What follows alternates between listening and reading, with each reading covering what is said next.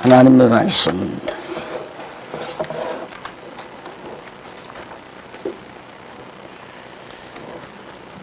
구장입니다. 8장입니다. 9장이죠? 마태복음 9장 1절 한번 보십시다. 교재는 6826페이지 7페이지에 성경 본문이 있습니다. 9장 1절 보십시다. 예수께서 때에 배에 오르사 건너가 본 동네에 이르시니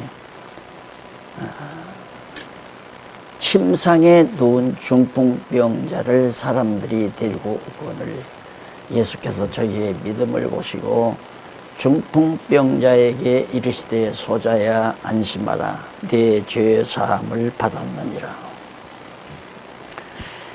2절까지만 봉독했습니다. 네, 오늘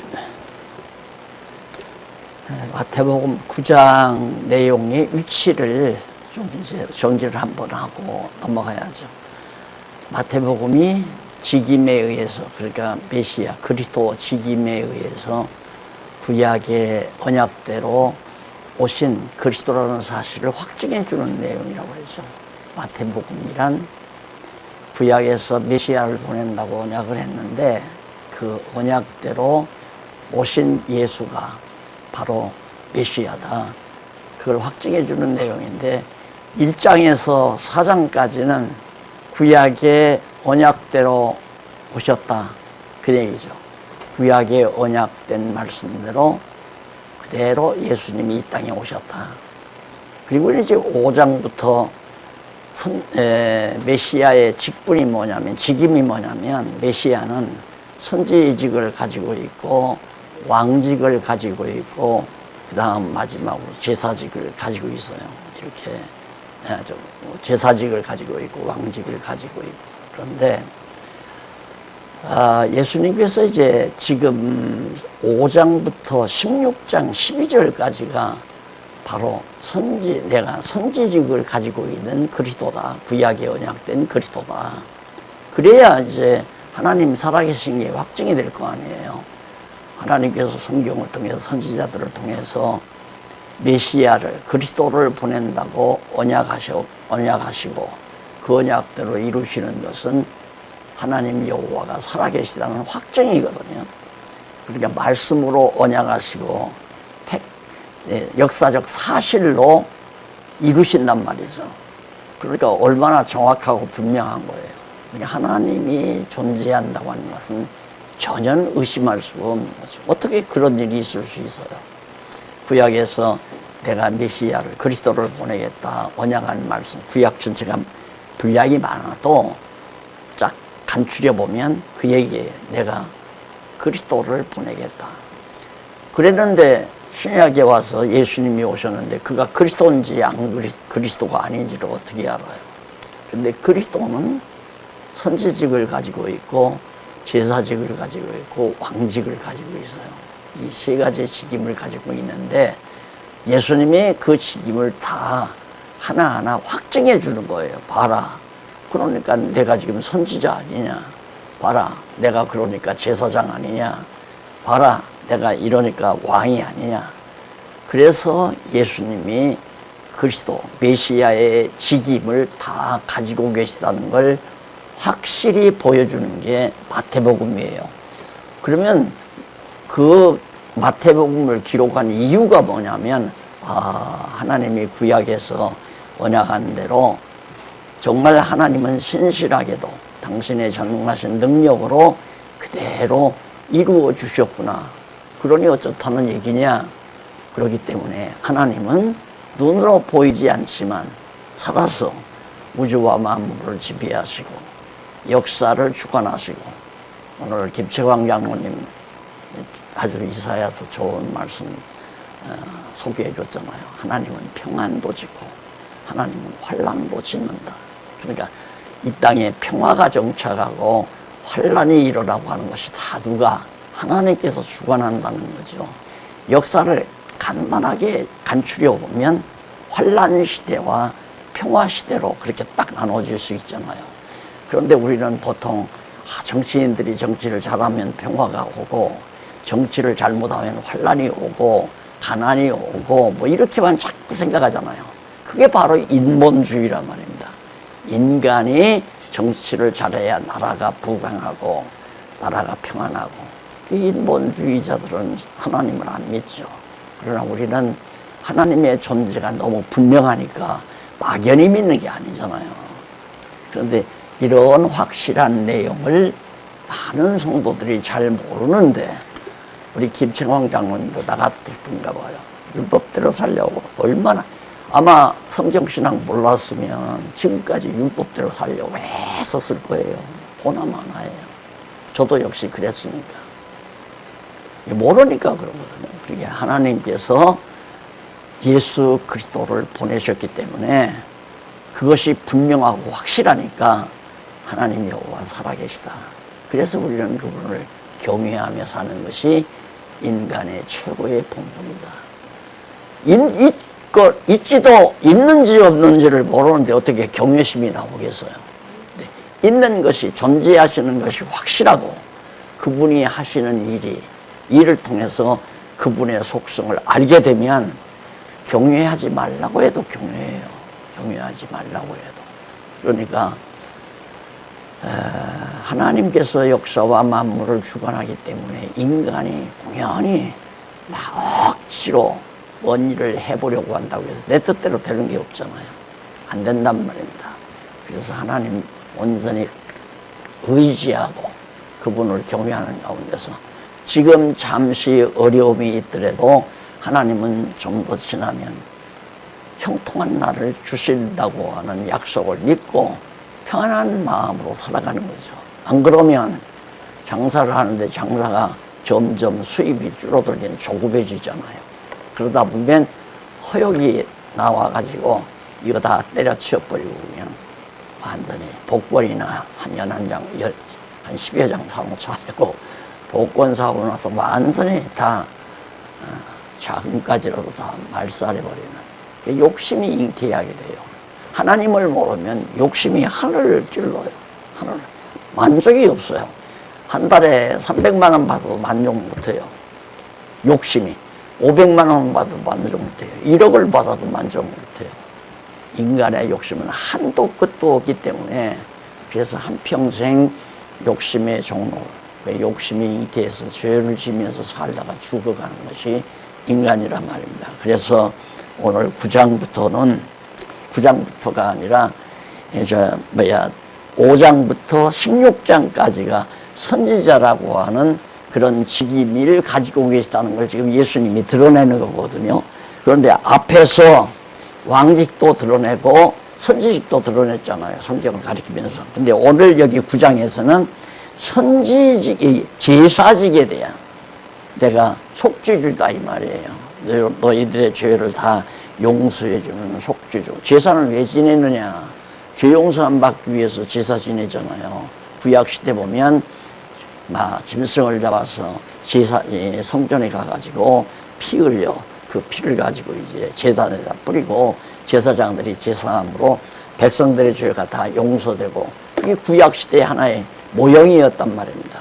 그런데 이제는 우리 신약시대에는 예수님이 오셔서 제사장으로서 당신을 제물로 온전히 하나님 앞에 제사를 드리셨기 때문에 이제는 다시 제사 드릴 필요가 없잖아요. 그런데 모르니까, 이런 사실을 모르니까 이거 제사, 하나님께 이게 제사 드리는 걸로 알아요. 우리는 이거 성경 공부하는 건데, 많은 사람들이 이건 제사 드리는 걸로 알아서 예배를 드려야 돼. 예배가 제사라는 얘기거든요. 그러니 얼마나 잘못된 거예요. 얼마나. 그래서 항상 제 마음속에는 어떻게 이걸 모든 사람이 올바로 깨달아서 하나님 살아계신 걸 확실히 깨닫고 마음의 평안을 가지고 정말 하나님 앞에, 아까 장로님 그래, 감사가 넘치고. 그제 어느 자매님을 만났는데요. 그 자매님이 항상 자기 어머니가 그랬대요. 권사님이었는데, 우리 엄마는요, 날 낳은 거하고 성경신학 깨닫는 것이 제일 잘한 일이라고 그렇게 말씀하시다가 세상을 뜨셨대요. 근데 자기도 보니까 그렇다는 거예요. 이 교회는 자주 출석을 못 하는데 자기가 성경신학을 깨달았다는 게 얼마나 정말 축복인지 모른다고 그런 얘기를 하면서 그래서 정말 내가 도리어 위로를 받았죠. 위로해 주려다가. 그런데 9장 1절로 8절에 보면 중풍병자, 한쪽을 쓰지 못하는 중풍병자가 침상에 들것에 들려서 이렇게 들어온단 말입니다. 누구한테? 예수님이 있다는데 예수님의 소식을 들은 거죠. 저 지금 하나님의 아들 메시아가 와. 왜 메시아란다. 그러니 저분에게 가면 중풍병자를 고쳐줄 거다. 그래가지고 중풍병자가 들것에 실려서 예수님 앞에 오는 거예요. 그러면 왜 어떻게 해서 예수 앞에 가면 중풍병자가 고쳐진다고 믿게 됐는가? 구약의 선지자들이, 이사야 선지자가 메시아가 오면 인간의 모든 질고 모든 질병을 다 대신 걸머져 주신다. 다 벗겨준다. 짐을 다 벗겨준다. 그분, 그렇게 병을 고쳐주는 그분이 오면 그가 메시아인 줄 알아라. 그게 예수님이 오시기 전 700여 년 전에 이사야 선지자를 통해서 다 예언해 놨잖아요. 그러니까 유대인들이 그걸 알고 있었단 말입니다. 메시아가 오면 내가 이렇게 중풍병에 걸렸는데 중풍병을 고쳐줄 수가 있는데 그런데 갑자기 소문이 들리는데 메시아가 왔다. 그리스도가 오셨단다. 그런데 그분이 오셔서 굉장한 표적을 드러내시고 능력을 행하시고 그런단다. 그러니까 중풍병자가 자기 혼자 걸어올 수 없으니까 들것에 실려서 온 거란 말입니다. 그러니까 두말할 게 없어요. 내 믿음이. 그러니까 구약의 선지자가 예언한 그 말씀을 그대로 기억했다가 하나님께서 보내신 메시아가 그리스도가 오면 중풍병자를 고쳐준다고 하는 그 말씀을 믿고 내가 지금 날 찾아오는데 내 믿음이 너를 구원하였느니라. 그러면서 내 죄사함을 다 받았다. 이제 내가 속죄의 능력을 가지고 계시는 제사장 직분이 있는 그리스도다. 그러니까 내가 내 믿음을 보고 내 죄 다 사해주마. 중풍병이 나와버렸잖아요. 그것이 역사적인 확실한 근거죠. 증거. 그러니까 예수가 정말로 살아계신 하나님이 보내준 그리스도냐, 그걸 풀어주는 중요한 사역을 지금 예수님이 하는 거예요. 이런데 내가 그리스도가 아니냐. 하나님께서 보내주신, 언약대로 보내주신 그리스도다 내가. 그러니까 나를 그리스도로 믿어라 그 말이죠.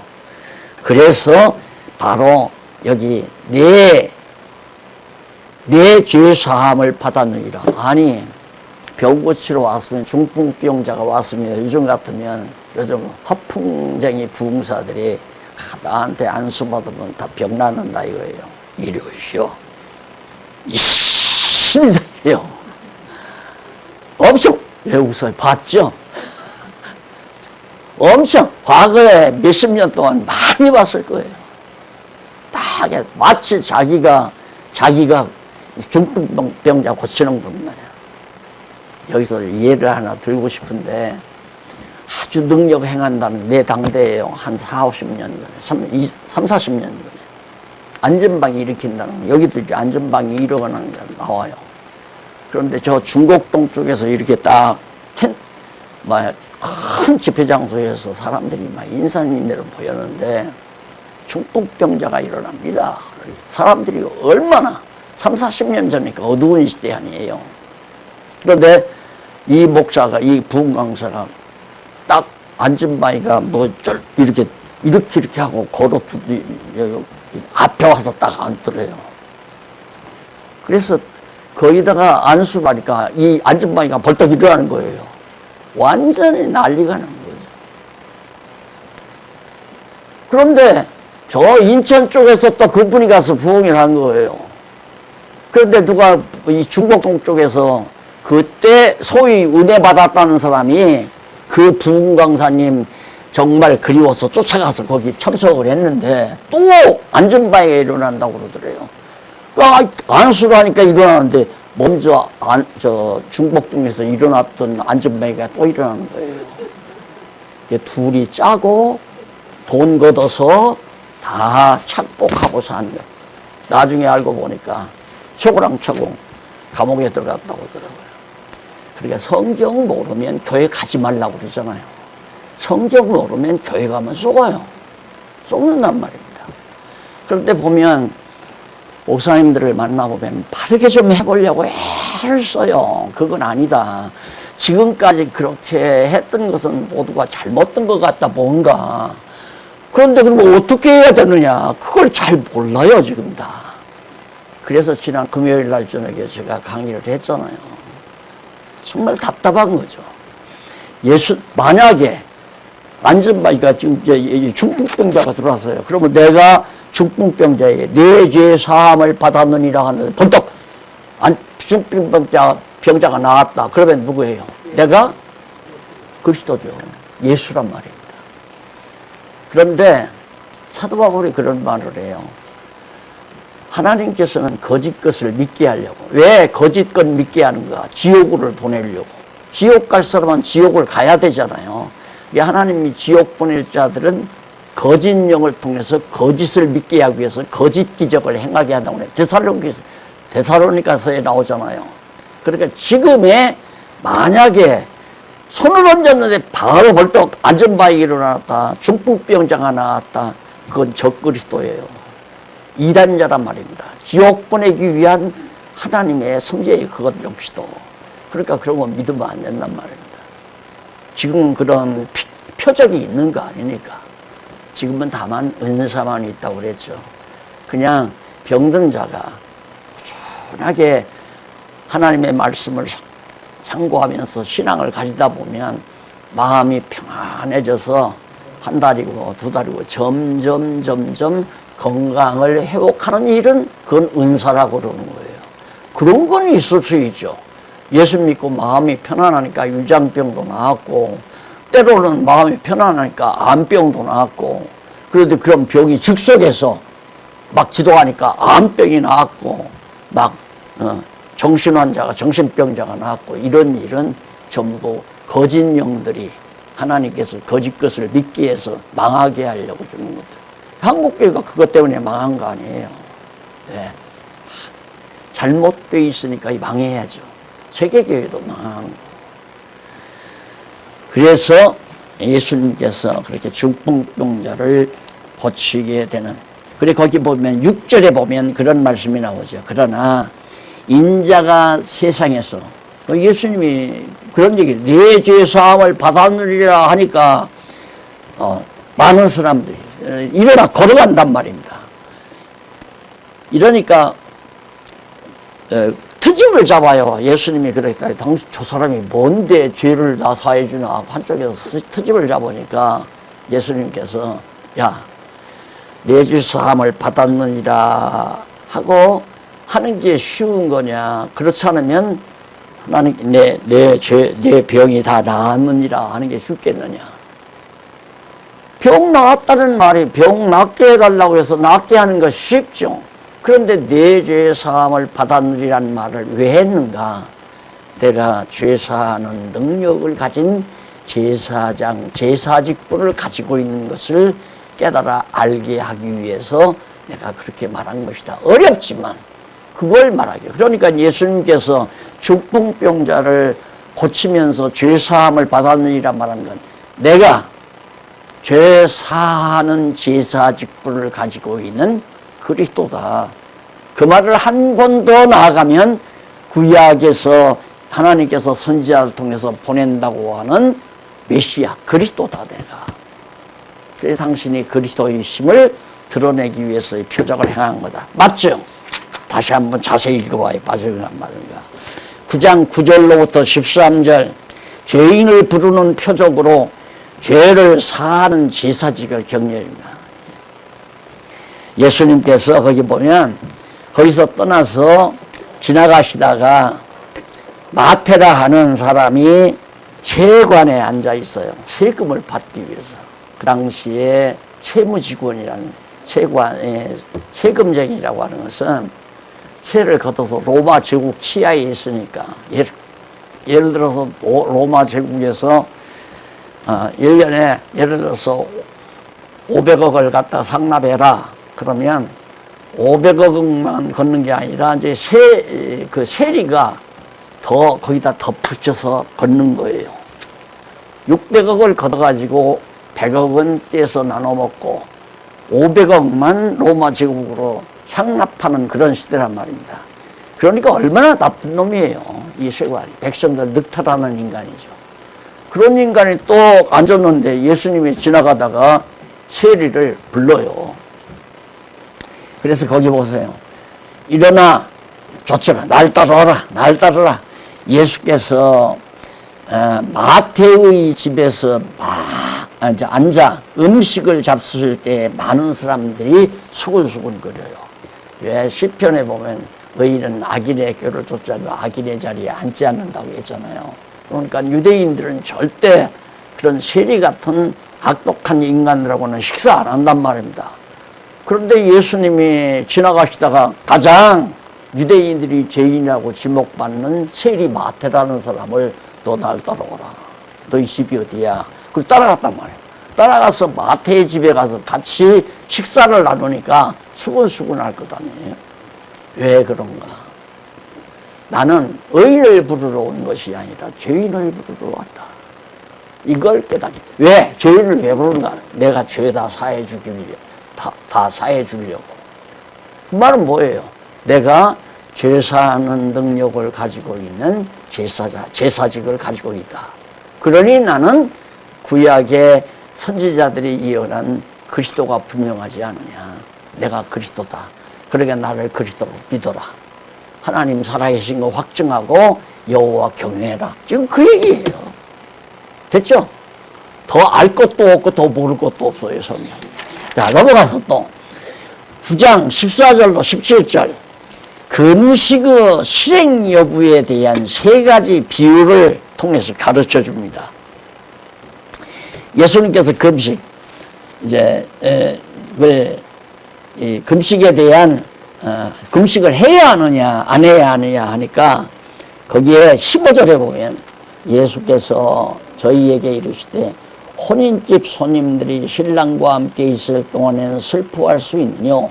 그러나 신랑을 빼앗길 날이 이르리니 그때는 금식할 것이니라. 생배 조각을 낡은 여기서부터 또 나와요. 생배 조각을 낡은 옷에 붙이는 것이 야가 없나니 이는 지운 것이다. 헤어지기 때문이다. 당기어 헤어지게 하기 때문이다. 그리고 17절 포도주를 낡은 가죽 부대에 넣지 않는다. 요즘 정치인들도 이런 말 많이 하죠. 그런 말 많이 하는 거 보고 제 양반도 아마 어디 교회 가서 좀 하나 얻어 들었는가 보다. 그런 데다가 쓰는 얘기가 아니거든요. 무슨 새로 당 세웠으니까 우리는 새로운 이념으로 거기다가 쓰라고 포도주를 낡은 부대에, 새 부대에, 새 포도주를 낡은 부대에 넣지 않는다. 이런 새로운 정치 인형을 새로운 당에다가 넣어야지 낡아 빠진 구당에다가 넣어서는 안 된다. 자기 화미와로 이걸 이용해 먹는 사람들이란 말이에요. 성경을 제대로 목사님들이 안 가르치니까 그것인 줄 알고. 이게 뭔 얘기냐면 구약시대 그 바리새인과 서기관들은 하나님 앞에 이렇게 기도할 때 이렇게 해요. 나는 하나님 앞에 기도합니다 하면서 나는 일주일에 한 번씩 금식을 하고 안식일을 잘 지키고 11조를 꼬박꼬박 잘 냅니다. 이러고 이제 하나님 앞에 손을 들고 아주 모든 사람들이 듣는 앞에서 그렇게 기도를 한단 말입니다. 그러니까 예수님께서 금식에 대해서 하는 얘기예요. 금식에 대해서. 신부가 신랑과 함께 있는데 왜 금식하느냐. 그런데 신랑이 떠날 날이 오는데 신랑이 없게 되면 그때는 금식하라. 이런 얘기예요. 그러면서 푸대 얘기를 하고 낡은 옷 얘기를 하고 새 포도주, 새 푸대 얘기를 또 해요. 그게 무슨 뜻이냐면 지금 계속 우리는 구약과 신약에 대해서 말하잖아요. 이게 구약 시대에는 밥을 굽는 게 금식이에요. 밥 굽는 게. 밥을 하면 가장 고통스러운 게 밥 안 먹는 거 아니에요. 이게 밥을 굶도록, 그렇게 백성들이 죄를 지면 금식하도록 되어 있어요.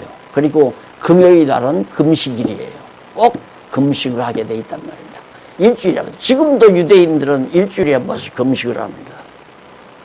그러니까 예수님이 그거에 대해서 말씀하는데, 제자들이 금식을 안 하니까 그걸 트집을 잡으니까 예수님께서 지금 설명을 하는 거예요. 내가 신랑된 내 메시아 그리스도가 여기 와서 지금 나와 같이 있는데 너희들이 왜 금식하냐? 금식할 필요가 없다. 이제 신랑이 떠날 때가 온다. 언제? 예수님 십자가에 못 박혀 죽으실 때 붙들려 가서 십자가에 못 박혀 죽게 되면 너희들이 그때는 슬퍼하고 괴로워할 것이다. 그러니까 금식이라고 하는 것은 밥을 굶는 데 있는 것이 아니라 괴로워하는 데 있는 거예요. 자기 죄에 대해서 괴로워하고 자기 실수에 대해서 괴로워하고 후회하고 이러면서 마음의 상처를 내는 것이 그것이 금식인데, 밥만 굶으면, 그러니까 유대인들은 금요일날 밥만 굶고 모여 앉아서 오락을 즐기고 장기도 두고 뭐 투전도 하고 이런 오락을 즐기고 뭐 골프도 치러 가고 밥만 굶고 그러면서 그걸 금식이라고 그러니까 예수님께서 그게 금식이 아니다 그러면서 구약시대 금식과 신약시대 금식은 차별이 있다. 그게 뭐냐면 새 포도주는 새 부대에 넣어야 된다. 그게 복음 진리, 신약시대에 완성된 아름다운 진리는 바로 올바른 바른 진리 이 자체를 새로운 제도 속에 신약시대의 것으로 바꿔야 된다 이 말이죠.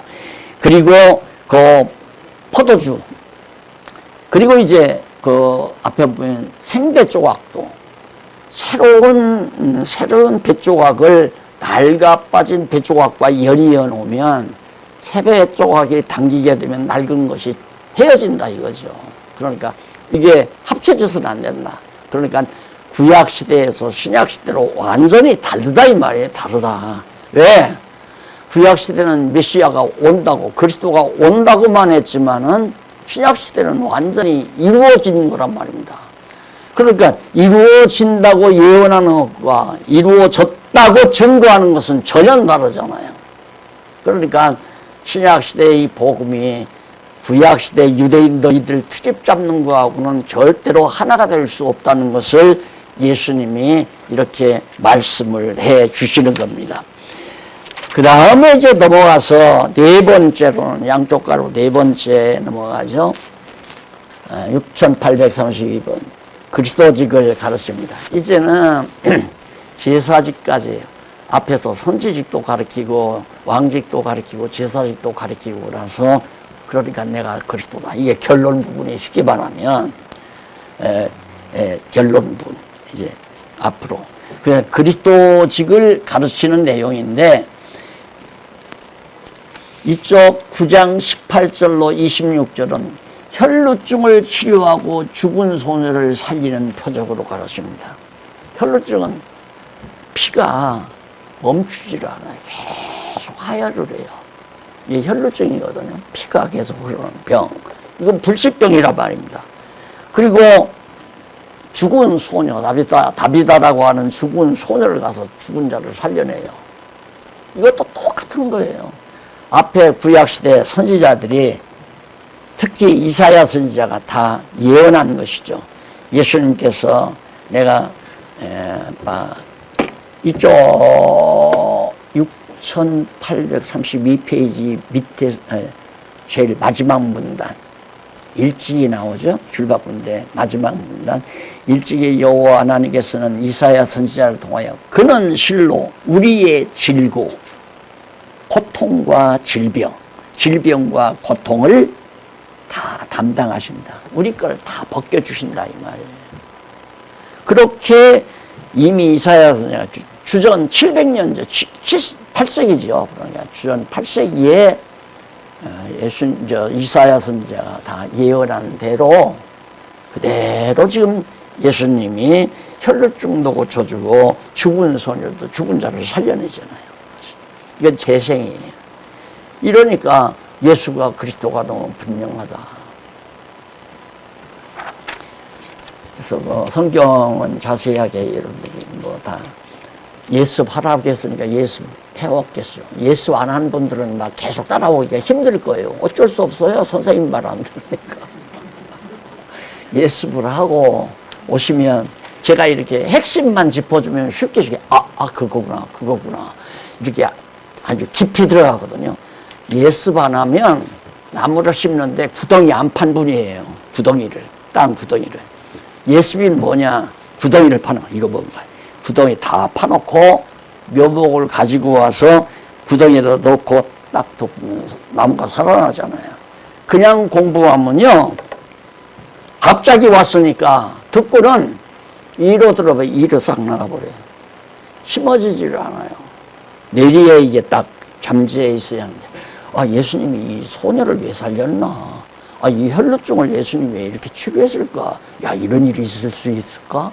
뭐 이런 의문을 가질 때마다 그게 의문을 많이. 그러니까 예습은 모르는 걸 알기 위한 게 예습이고요.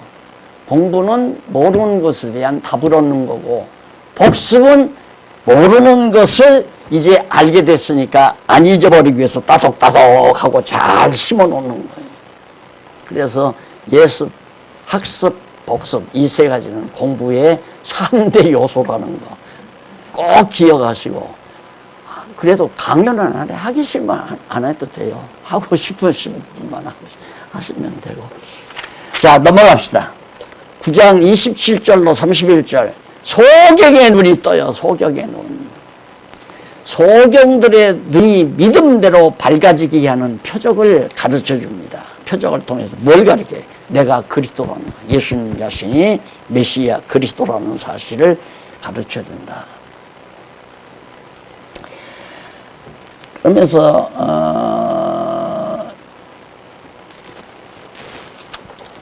소경의 눈이 밝아지는데 이쪽에 보면 6835페이지 위에서 두 번째 줄 첫 문단 나오죠. 예수께서 죽은 소녀를 살리신 곳에서 떠나시니 두 소경이 따라오며 다윗의 자손이여 우리를 불쌍히 여기소서라고 소리질렀다. 여기 다윗의 자손이여 라는 말은 아브람과 다윗의 자손으로 오실 그리스도를 호칭하는 거죠. 소경이 선지자들로부터 늘 들었기 때문에 메시아는 누구의 자손으로 오는가? 다윗의 자손으로 온단 말이에요. 이스라엘의 초대 왕 다윗이 있죠. 다윗. 그 다윗의 후손으로 예수가 오게 돼 있다. 메시아가. 그러니까 소경이 그걸 하니까 안 보이지만 다윗의 자손이요. 그 말은 메시아요. 그리스도요. 라고 부르는 거예요. 벌써 믿음으로 가지고 있잖아요. 믿음으로 오잖아요. 그리스도가 오면 소경의 눈을 밝히 띄워준다고 그랬는데 그걸 믿고 하나님 앞에 그 그리스도 앞에 나온 거란 말입니다.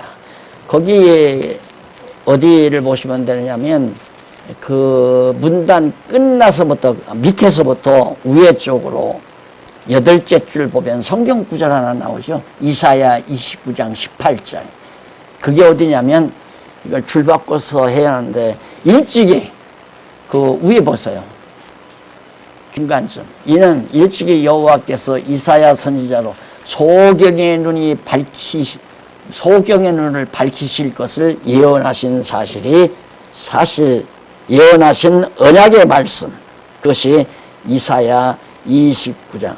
그러니까 주전 8세기경에 이 선지자 이사야가 이미 메시아가 그리스도가 오면 소경의 눈을 띄운다.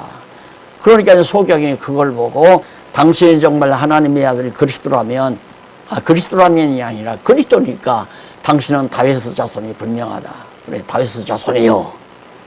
예수님이요 부르지 않고. 그러니까 하나님께서 그 소경에게 그리스도요 그렇게 부를 수도 있잖아요. 하나님의 아들이요 그렇게 부를 수도 있는데 특이하게 다윗의 자손이요 부른단 말입니다. 저는 이런 것이 하나하나 전에는 안 보였거든요.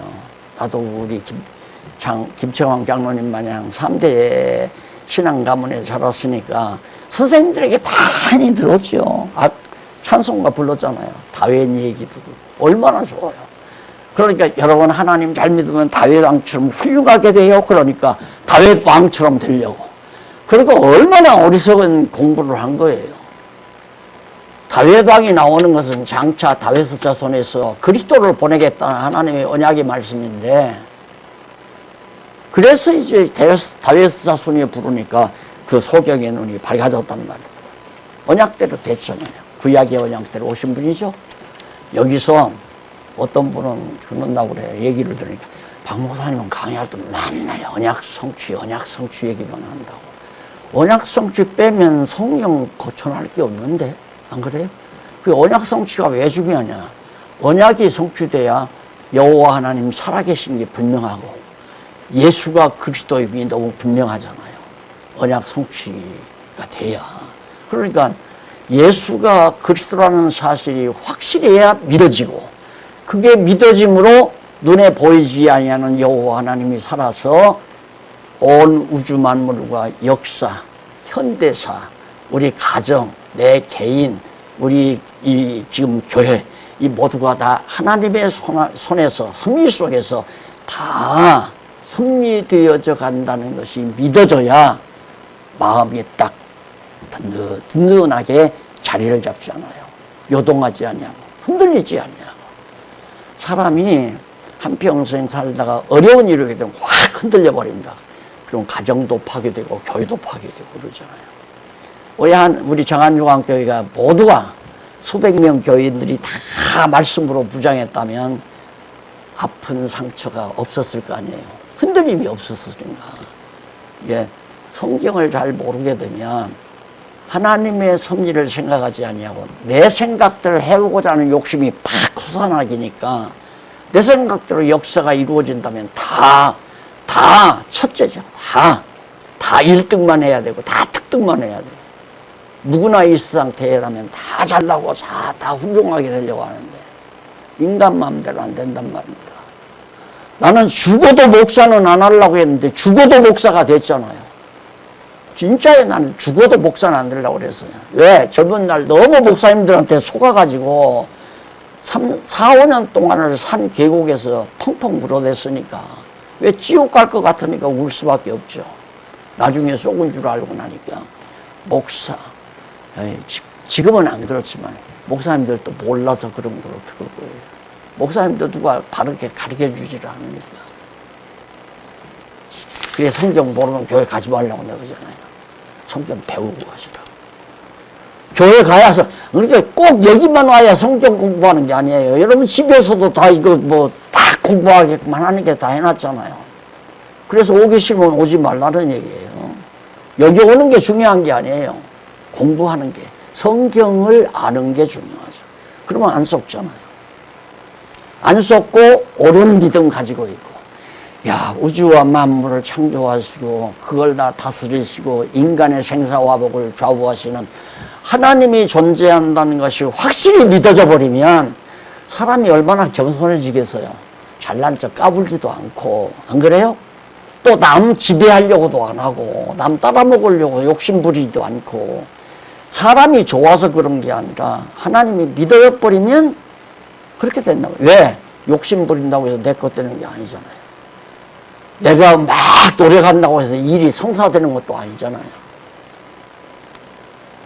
나는 지금 이 나이에 온 세계교회를 향해서 내가 일할 거라는 생각은 이만큼도 생각을 못하고 살았어요. 그런데 여러분 가게 들어보셨잖아요. 지금 일은 시작됐어요. 온 세상에 있는 하나님의 나라 교회를 위해서 점점 일을 추진해 갈 일이 벌써 출발이 돼 있다 이 말입니다. 그러니까 하나님이 하셔야지, 하게 하셔야지 인간이 하는 게 아니랍니다. 조금 전에도 강의하러 들어오기 전에도 가끔은 제가 그래요. 우리 교회 사정 때문에, 우리 교회 근대 근래에 일어난 일 때문에 아파하는 분들이 참 많아서, 그때 내가 조금 더 참고 더 좀 이렇게 소통을 하고 더 알려주고 했으면 얼마나 좋았을까. 이런 일이 없었을 텐데.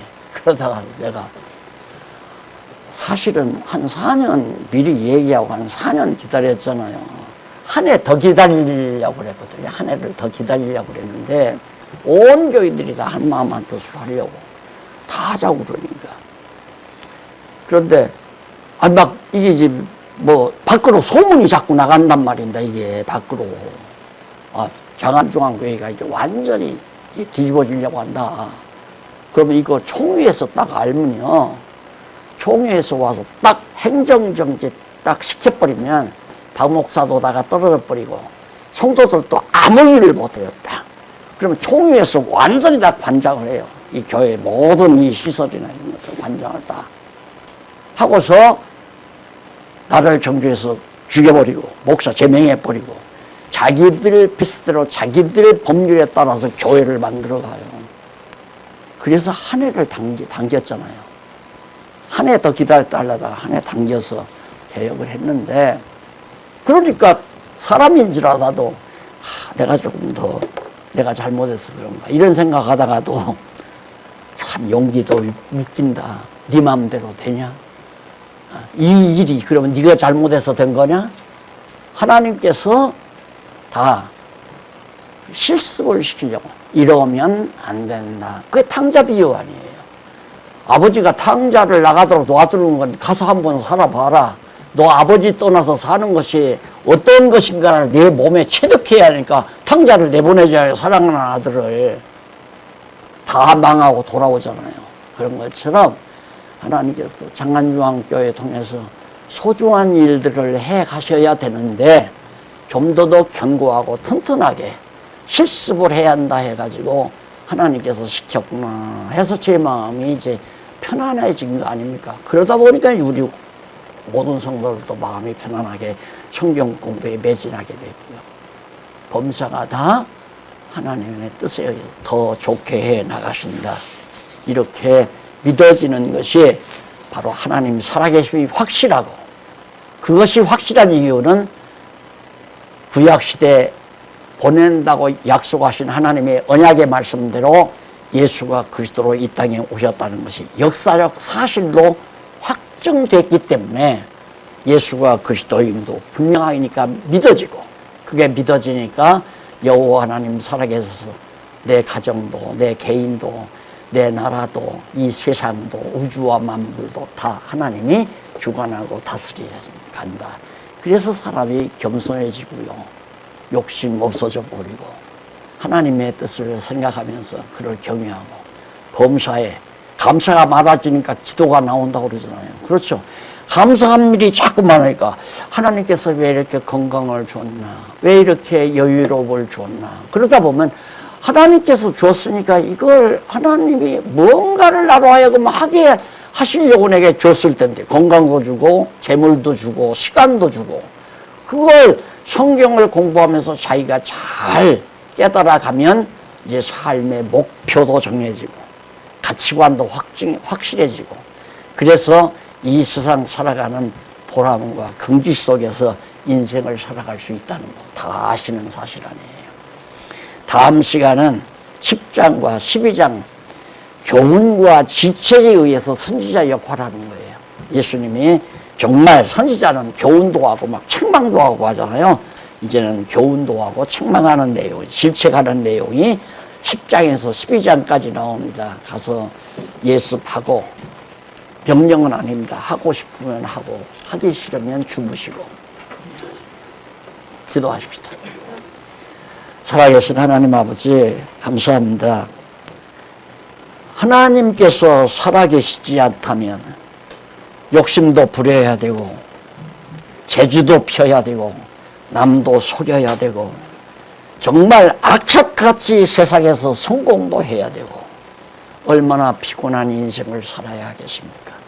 우리에게 이렇게 평안하게 여호와 하나님 경외하면서 믿음으로 살게 하신 걸 감사합니다. 힘주시고 지혜와 총명을 더하시옵소서. 예수님 이름으로 기도드립니다. 아멘.